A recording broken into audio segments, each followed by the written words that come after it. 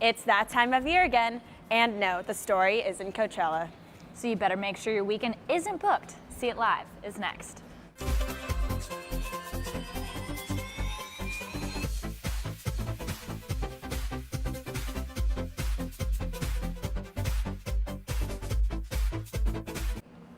USC is hosting the LA Times Festival of Books this weekend. Good evening, I'm Drew Jones. And I'm Allegra Miller. This is an event you're going to want to check out. Campus has transformed with hundreds of tents awaiting the festivities. Annenberg Media's Mary Paige Nestvetter is live outside Doheny Library with an inside look on what to expect this weekend. Mary Paige? Thanks, Drew and Allegra. I'm live here in front of Doheny Memorial Library, and as you can see behind me, tents have really invaded USC's campus, and we all know this is festival season, and USC is preparing for a festival coming up this weekend, but it's a little different than Coachella. It is the 23rd annual Los Angeles Festival of Books that will be happening this weekend, Saturday and Sunday on USC's campus. Now, this is actually the 8th year the festival is being held at USC. It was previously held at UCLA, and the festival originated in 1996 to bring together those who create books and those who read them. Now, if you've been walking around campus at all lately, you've seen hundreds of booths with that will soon house all kinds of vendors ranging from bookstores, publishers, those selling glasses, airports, and there's even a stage for live music. And we talked to students about their reactions about all this going on campus. I'm not much of a reader, but I like documentary style books and memoirs, so hopefully I'll see some of those there. I'm not sure because I have an exam on Monday, but I might go. Let's see. I live close to the campus, so if I'm going to attend the book fest, it's good for me because I'm living close, so it doesn't matter even if there is traffic. I think it's more exciting than anything else. It's like already exciting to have all the tents up, and I can't imagine there being so many books here. I love reading and I love literature, so I think it's going to be so cool to be at a hub of books.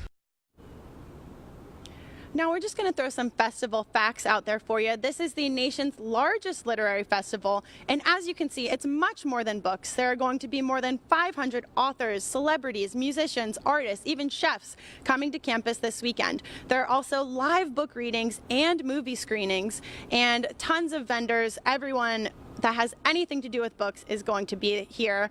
And there's also the 38th annual Literary Awards show that's happening on campus tomorrow. And there's also live music that's going to be on the USC stage. And we caught up with Daria Yudakovsky. She's the director of the USC stage to learn a little bit more about that. The USC stage, which is right behind me, being right here in the center of the festival, with so much going around and so much, so many people walking through, I think it's a really great opportunity to highlight the really great, talented musicians that we have. Music just brings people together. I mean, this is a festival. Again, we're not just stuck inside buildings and panel rooms, listening to the conversations. Having this kind of festival atmosphere and having everybody come together through music is really exciting too. And again, I'm live here in front of Doheny Memorial Library. Right now, these tents make it look a little bit like a ghost town, but come this weekend, they're expecting around 150,000 people to come to campus to enjoy this festival. Now, one of the biggest myths around this festival is that it's just about books. And as you can see, it's about a lot more than that. It's really about creative storytelling and the different forms that takes. Now, I know you may be wondering what a festival like this costs and how does the university profit from it? We reached out to USC in regards to that, and they declined to comment. So back to you, Drew. Well, it's a shame. I was really hoping to hear about how much they were making. Thanks for that update, Mary Paige. Now, one of these booths at this weekend's festival will be home to a publisher of a children's book. The Jester has lost his jingle. The book was written by a student at Yale after he was diagnosed with cancer. David Saltzman wrote and illustrated The Jester Has Lost His Jingle. He later passed away from cancer just before his 23rd birthday, and before he could publish his book. His mother, Barbara, finished where he left off. David died 28 years ago, and I began working with it. The day he died, I really pulled all the pictures together and all the words and looked at all his layouts and really saw it in my mind's eye exactly how he wanted it done. The book became a New York Times bestseller. After it was published, Saltzman founded the Jester and Farley Fund. It's a nonprofit organization that has programs geared toward child literacy and bringing books and dolls to sick and special needs children. It makes me so happy to see how this book has taken on a life of its own and how it really reflects David's life and his vision, and it's an incredible legacy to be able to share with so many people. Saltzman is excited to be back at this year's Festival of Books for many reasons, but mostly to see some familiar faces. Year after year, encounter children who received the book when they were 4, 5, 6, 7, 12, 14, and have loved it all these years. And now all these little kids are grown up, and they're coming by to buy it for their children. More than 200,000 books and dolls have been donated to hospitals, underserved schools, and special needs facilities. The book is also has a new edition. It's a bilingual edition with both English and Spanish. E-book sales are leveling off now, but online book sales are higher than ever. Annenberg Media's Trevor Sohaki takes a look at the future of independent bookstores.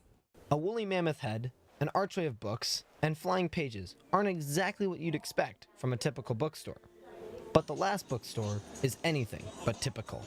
We're able to do things here that are harder to replicate online. We have a staff that is happy to hear what you're looking for and help you pick out the right next book for you. Just like the items they sell, independent bookstores are becoming old and rare too. To keep brick and mortar stores like this one and physical books like these relevant, their owners have had to adjust their plan. Vroman's bookstore in Pasadena has changed its tune after 120 years in business.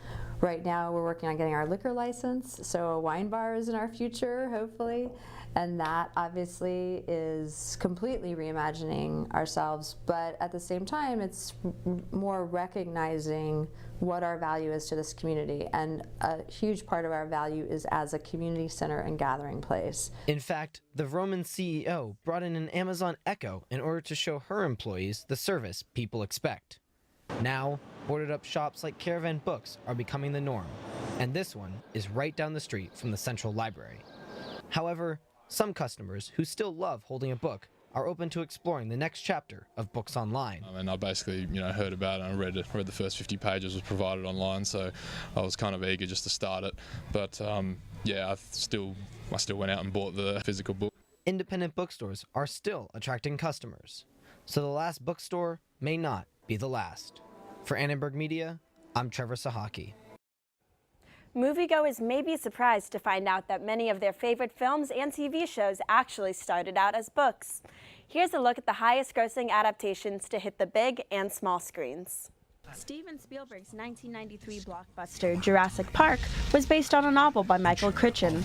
This colossal film grossed over $1 billion. The highest grossing adaptation of all time is Harry Potter and the Deathly Hallows Part 2, which made over $1.3 billion at the box office. Between all 8 films, the Harry Potter series earned $7.7 billion worldwide. Streaming services have also launched their share of hit adaptations. HBO's cult favorite Game of Thrones is based off the book series A Song of Ice and Fire by George R.R. Martin. Hulu's hit series, The Handmaid's Tale, was adapted from a 1985 novel by Margaret Atwood. The show took home the Golden Globe Award for Best Television Series earlier this year. Other blockbuster books include Alice in Wonderland, Sherlock Holmes, and The Hunger Games. With digital technology on the rise, many children are learning to read on computers. Annenberg Media's Tanvi Varma talked with some experts about the impact this is having on kids. The way that students are learning is shifting away from books to computers and tablets. But an employee at Children's Book World in West LA encourages kids to make books a priority. I put down the screen, pick up the book, and that's something that kids respond well to. Kids, what I've seen around here, seem to be able to do that to some extent, and they seem to understand the importance of having an alternative to screens. According to Norway's Scavenger University, people that consume their information via physical book are more able to accurately recall information than those that use digital devices. Readers that use physical books for reading also have more empathetic and emotional responses to what they're reading. Dr. Darren Gray is a specialist in education and instructional technology. He says digital tools can be useful. The way you interact with the digital instrument is different than the way you interact with a book. With the book, you are engaging more of your senses. So if you've ever sat down with a good book, there's a smell that comes from it. There is the physical touch of the paper. So you're actually generating more of your senses, whereas with the screen, the only thing you have is different forms of light, so you're screening through. Joint Educational Program Director at USC says education is becoming more digital because that's the way the world is. So we always encourage students to integrate technology into their classrooms, but speaking from my own personal experience volunteering in classrooms, technology has really been pushed to be integrated into every kind of subject. Books are still an essential part of learning, whether students are finding them in a bookstore like this one or on a device. For Annenberg Media, I'm Tanvi Varma. As the nation mourns Barbara Bush's passing this week, the former First Lady's push for improving children's literacy is back in the spotlight. A man gave me some peonies once, and he said, well, if you plant them just as we say, dig a deep hole, you fertilize, you spread the roots and put the dirt back on, and then they may not bloom the first year, but they'll bloom for the next 100 years. It's the way I think about literacy. You teach a mother and a child to read, and that family will read for 100 years to come. Bush helped pass the National Literacy Act in 1991, a program that's taught thousands of American adults to read. Over the last 3 decades, her Foundation for Family Literacy has expanded programs and resources to all 50 states. Today, her foundation is the single largest provider of literacy services for adults in the United States. April 23rd is World Book and Copyright Day, a celebration to promote books and reading. UNESCO, the agency of the UN that promotes education, science, and culture, started the annual event in 1995 to recognize the power of books.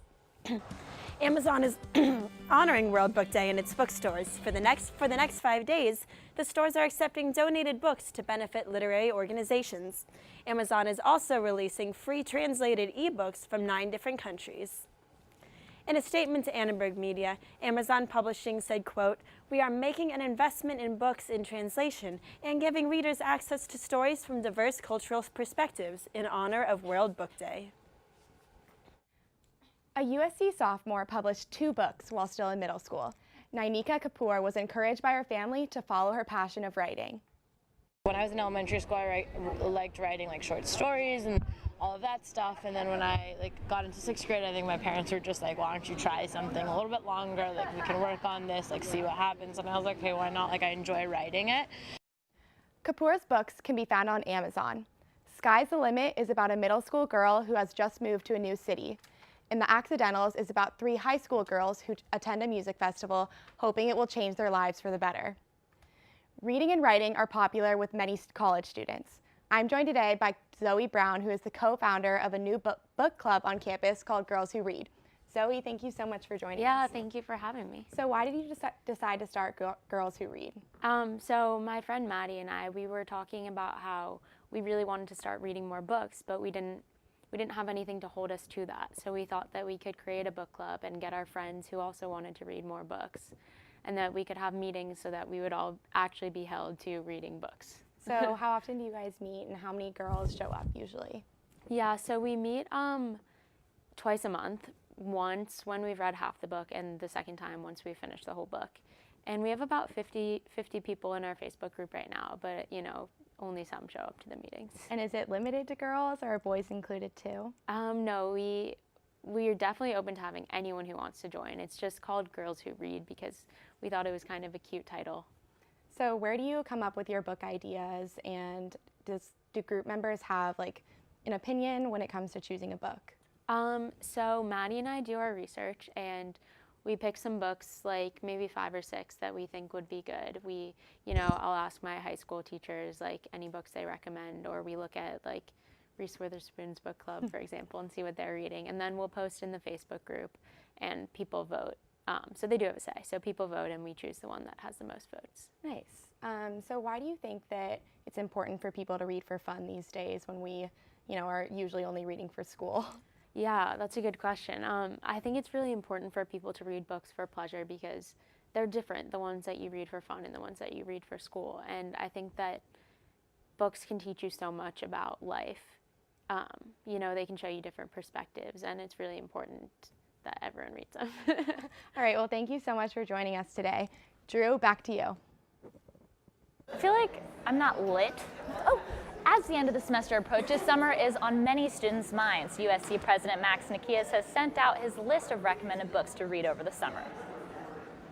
The list features varied reads from nonfiction books on science and politics to a work of fiction about racial tensions in England. Commencement speaker and Pulitzer Prize winner Siddhartha Mukherjee's The Gene, an intimate story, is on the list. Other works include Graham Allison's Destined for War, Can America and China Escape Thucydides' Trap, I Am Shakespeare by Mark Rylance, and Home Fire by Camilla Chamise. We talk with students about the list. I'm a graduating senior, so I might not be reading some of the things, but I'd look into it for sure. If I get a chance to, I saw the email in my USC email. I thought that sounded interesting, so maybe I'll read that. I think I'm going to try to read at least one, just to try and stay in the loop of Nikias. Absolutely. Every single book. Every single one of them? Yeah, I hope President Max is watching this. Every single book. What do you say, Allegra? Are you going to read one of Max Nikias' books? You know, I think I will. You know, like she said, if they're recommended by him, then they must be pretty good. What about you? I don't know. I'm graduating, so I don't really think I need to. I'm Well, more if into you- young if adult you have books time. myself. Well, that closes the book on tonight's show. Thanks for watching See It Live. From everyone here at Annenberg Media, I'm Drew Jones. And I'm Allegra Miller. But if you want more stories to read, you can find some pages online at uscannenbergmedia.com.